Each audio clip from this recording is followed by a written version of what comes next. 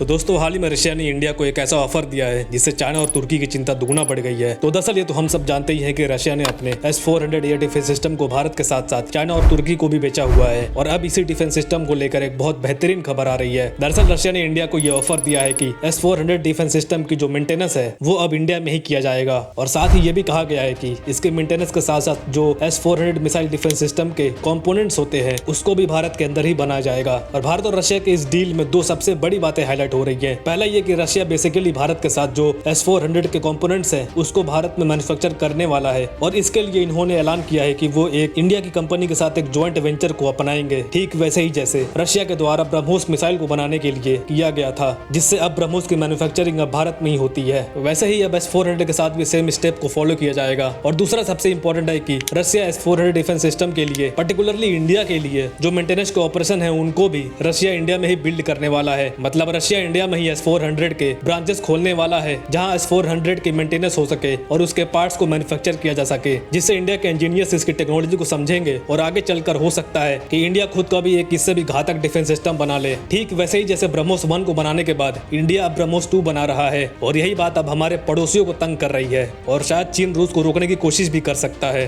तो दोस्तों रूस का ये ऑफर आपको कैसा लगा कमेंट्स में जरूर बताइए और ऐसे ही वीडियोस के लिए इनसाइट नॉलेज को सब्सक्राइब जरूर करिए।